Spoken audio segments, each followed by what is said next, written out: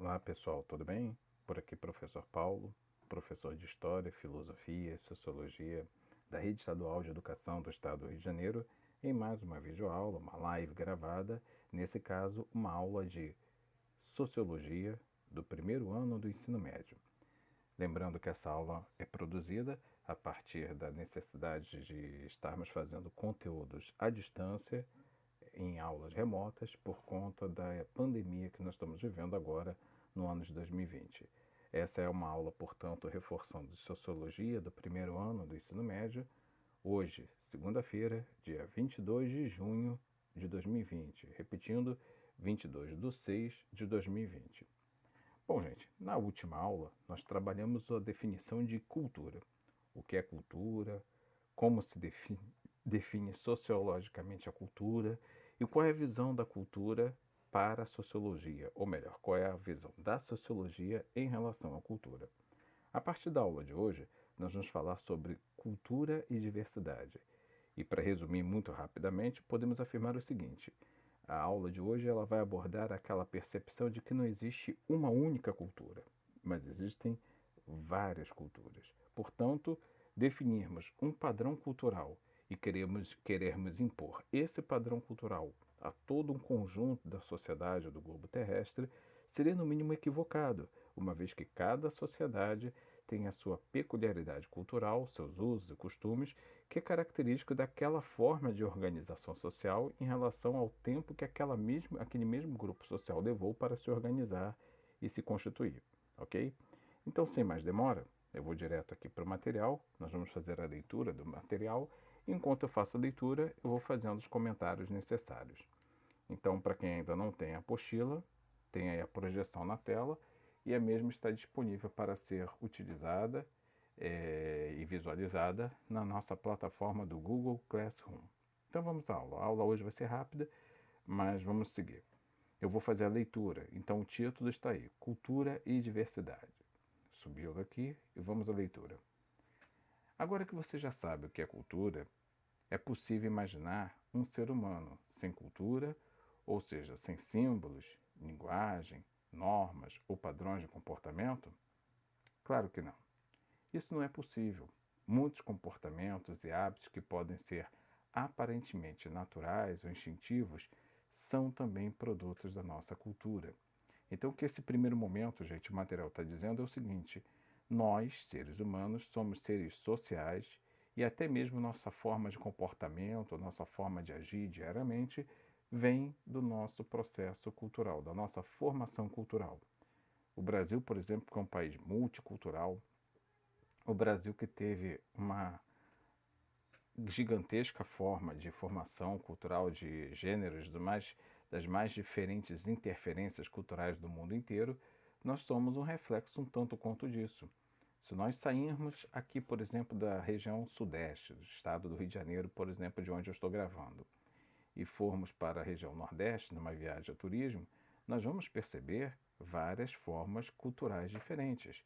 Apesar de ambos vivermos, todos nós do Sudeste, do Nordeste, em geral vivermos com algumas características comuns, como, por exemplo, vivermos em cidades, vivermos através de atividades de empregos vinculados com carteira assinada ou algum tipo de registro, vivermos então de forma assalariada, comprarmos nossos produtos em supermercados, lojas, shoppings, vivermos através de sistemas produtivos e formas de organização em que nós precisamos de meios de transporte, como veículos, sejam veículos automotores ou transporte coletivo. Ainda assim, apesar de todas essas características comuns, existem diferenças. Diferenças simples. Por exemplo, aqui no Rio de Janeiro, no Sudeste, nós chamamos aquela raiz consumida na nossa alimentação de aipim.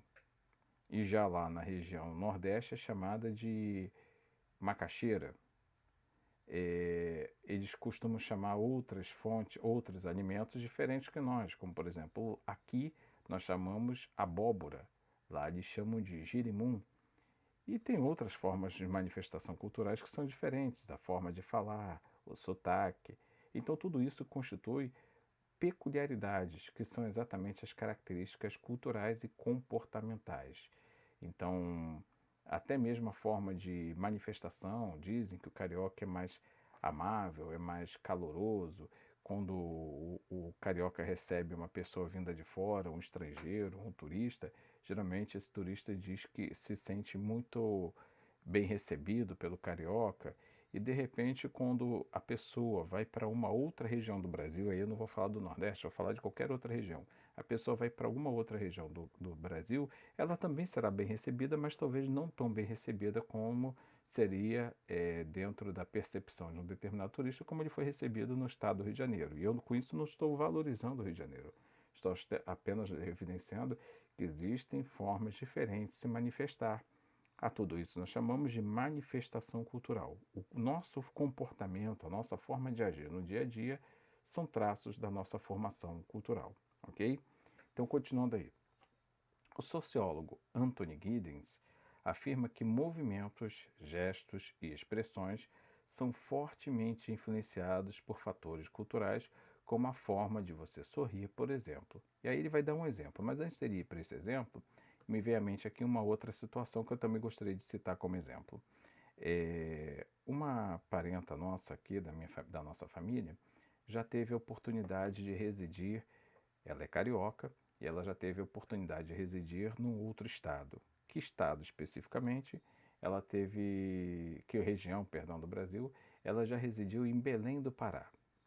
E durante 5 anos aproximadamente, se eu não estou enganado, ela morou em Belém do Pará. Nesse período que ela residiu, ela sofreu muito com as diferenças culturais. Ela se sentia um tanto quanto assim rejeitada pelo povo de lá. Por que isso? Por causa da formação cultural. Lá, a formação social e cultural do paraense é diferente. Lá tem muita presença de traços culturais e característicos diversos, entre eles os povos indígenas. E de um modo geral, os povos nativos, né, eles não são tão, talvez assim, calorosos, dependendo da formação tribal. Não estou generalizando, mas dependendo da formação tribal, não há assim aquela manifestação tão calorosa. Talvez a sociedade seja um pouco, né, as sociedades formadas a partir desse grupamento social, dessa origem social, tem uma manifestação comportamental um pouco mais assim, como nós chamaríamos, um pouco mais seca, um pouco mais bruta. Não quer dizer que não sejam calorosos, não sejam amáveis, mas tem uma forma de manifestação do comportamento diferente, por exemplo, do carioca. Fato é que essa parenta nossa sofreu durante 5 anos, se sentiu muito assim isolada socialmente, não se sentia muito bem recebida pelo paraense, não porque o paraense não quisesse recebê-la bem, mas é porque a forma como o paraense se comporta no dia a dia é diferente da do carioca pela própria característica da formação cultural, ok? Então é sobre isso que Anthony Giddens cita outro exemplo que eu vou ler aí. Olha o exemplo que ele vai falar. Um exemplo claro disso pode ser visto na formação como as pessoas sorriem, particularmente em contextos públicos, através de diferenças culturais ou diferentes culturas.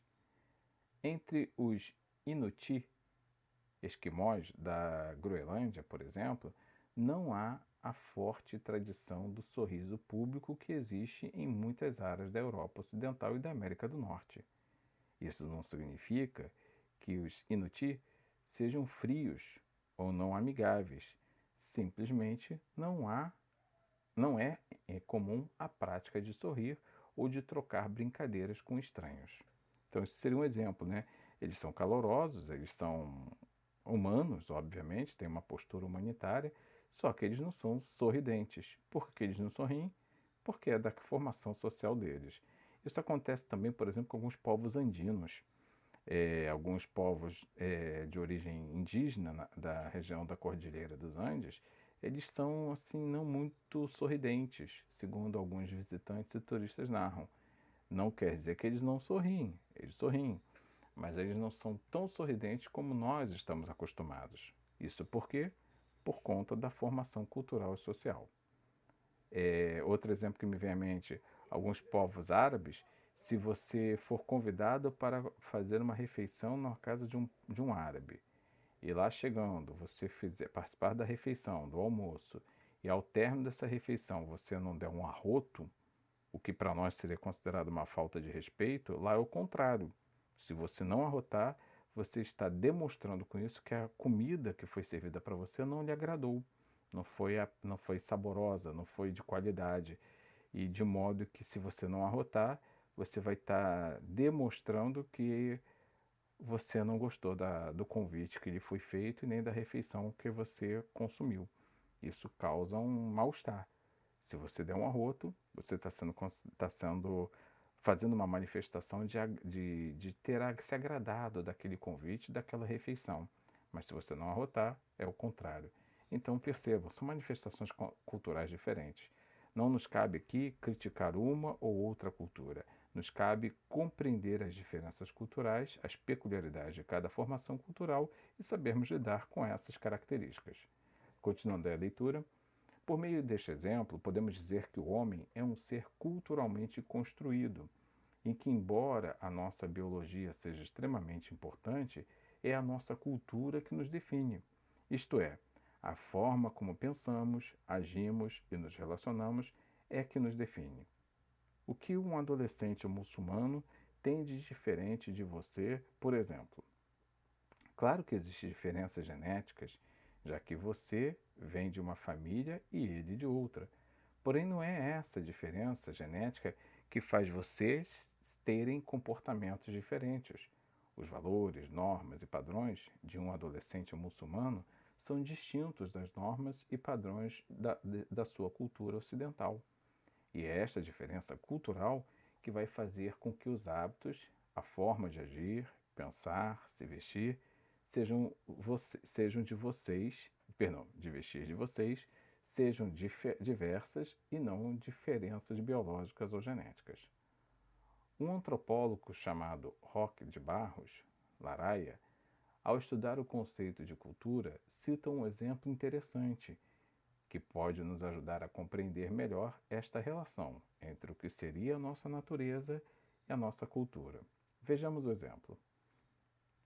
Tomemos um bebê francês, nascido na França, de pais franceses, descendentes estes através de numerosas gerações de ancestrais que falavam francês.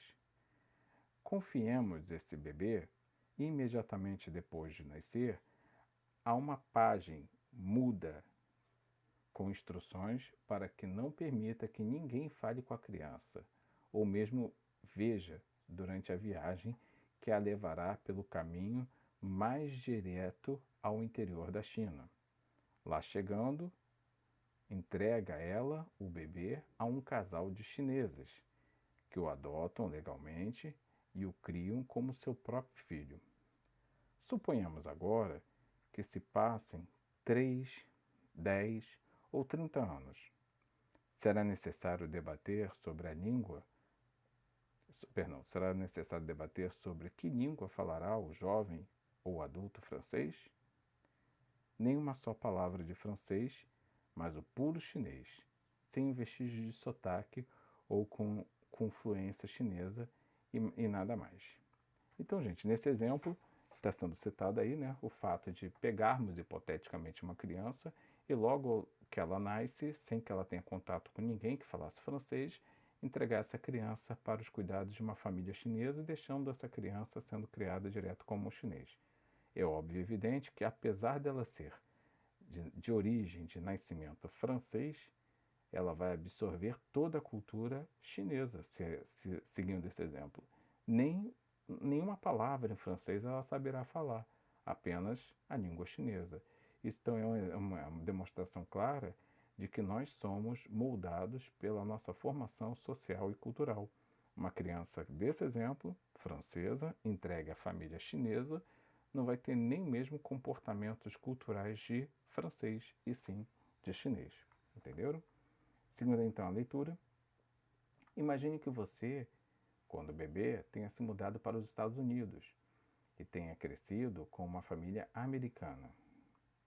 Mesmo que os seus pais sejam brasileiros, você falaria e teria comportamentos de um cidadão americano. Isso quer dizer que o que define a forma como você pensa e age, seus hábitos e comportamentos, não é a sua biologia, e sim a sua cultura. Todos os seres humanos do mundo são biologicamente semelhantes. Então, o que as faz diferente? A nossa cultura nos diferencia. Como diferentes povos, sociedades ou grupos têm diversas formas de se vestir, de agir, de pensar, assim como diferentes valores, normas, línguas e padrões de comportamento, podemos afirmar que há no mundo uma diversidade cultural, ou seja, uma diversidade de culturas, e é graças a essa diversidade cultural que há diferentes formas de falar, de pensar, de se vestir, de se relacionar entre os diferentes países, sociedades ou mesmo grupos dentro da sociedade.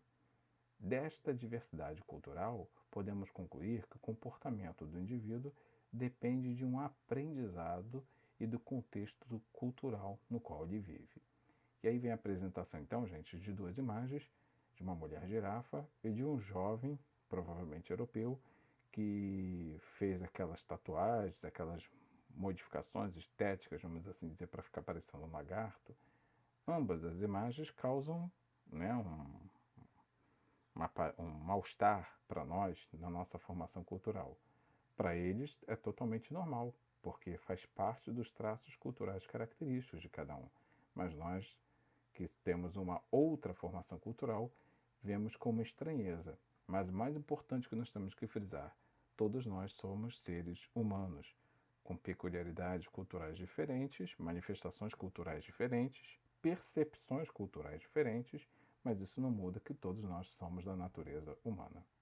Então, para finalizar, o processo pelo qual aprendemos a cultura é chamado de endoculturação. Uma menina e um menino, por exemplo, têm comportamentos diferentes não pelo fato de terem hormônios distintos, e sim porque tiveram uma educação diferente de acordo com os padrões de comportamento associados aos homens e às mulheres em sua cultura. Então vamos testar seus conhecimentos e aí vem apresentando uns exercícios para vocês fazerem. Vou deixar para vocês fazerem essas atividades sozinhos, tá? E a gente finaliza aqui a aula, onde eu quero frisar então o seguinte: de acordo com a sociologia, não existe uma cultura, mas várias culturas. Portanto, querermos padronizar a forma de organização social, tanto no Brasil como fora do Brasil, dentro de um único padrão cultural, é extremamente equivocado. Essa é a crítica que nós fazemos aqui usando o processo do conhecimento sociológico e até filosófico.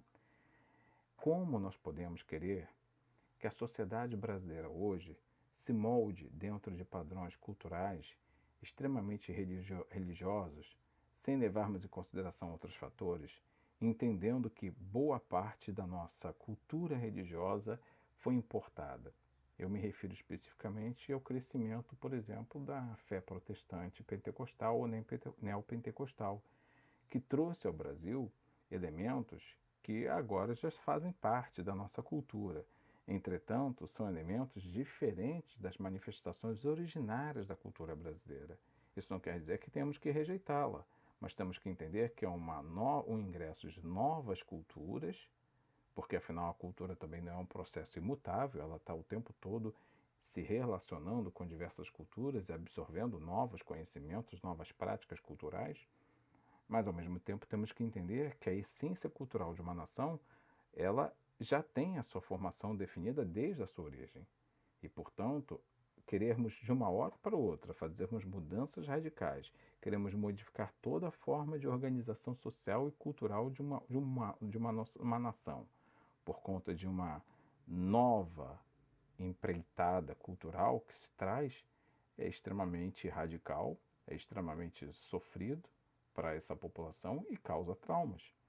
Então nós temos que entender o seguinte: não existe uma cultura, mas várias culturas. Não devemos nós fazermos distinções entre elas, não devendo nenhum de nós fazermos discriminação sobre essas manifestações culturais, por mais que não nos agrade olharmos para determinados tipos de cultura e manifestações culturais, cabe-nos apenas não nos identificarmos com determinadas culturas, mas sabermos respeitar essas diferentes manifestações culturais, da mesma forma que esses diversos povos que muitas vezes nós não concordamos ou não temos empatia com as manifestações culturais deles, desses vários povos, eles também certamente estranharão muita coisa da nossa cultura. E para finalizar, eu vou citar aqui um rápido exemplo. Povos europeus e povos de várias outras nações do mundo acham extremamente estranho que exista sobre a face da Terra uma população em que tenha como prática cultural o consumo de animais, ou especificamente de um animal, consumindo aquelas partes que eles consideram a serem descartadas. Por exemplo, a construção ou a elaboração de uma iguaria alimentícia em que utiliza cabeça de porco, focinho de porco, pés de porco, rabo de porco. Qual nação, qual sociedade consome todas essas partes que em muitos povos é descartada? Vamos citar aqui, por exemplo, o Brasil. Com essas partes do porco, nós fazemos a feijoada, que é uma iguaria alimentícia extremamente valorizada no Brasil. Mas em outros povos, como europeus e outras nações pelo mundo afora, ao oferecer esse tipo de iguaria, em que utiliza essas partes do animal para fazer o alimento, seria considerado uma coisa asquerosa, nojenta. Mas nós, quando consumimos esse alimento, achamos extremamente saboroso. Isso é a prova de que tudo isso está relacionado à manifestação cultural. Da mesma forma que nos causa estranheza algumas manifestações culturais de povos diferentes ao nosso, causa estranheza algumas manifestações culturais nossas a esses povos pelo mundo afora. Então cabe a ambos os povos, tanto os demais povos como a nós, sociedade brasileira, sabermos respeitar essas diferenças e formações culturais diferentes e sabermos lidar com todas essas diferenças, entendendo então que sobre o mundo existe não apenas uma cultura, mas várias culturas. Então a gente fica por aqui, agradeço a atenção de vocês e a gente retorna numa próxima aula. Até lá!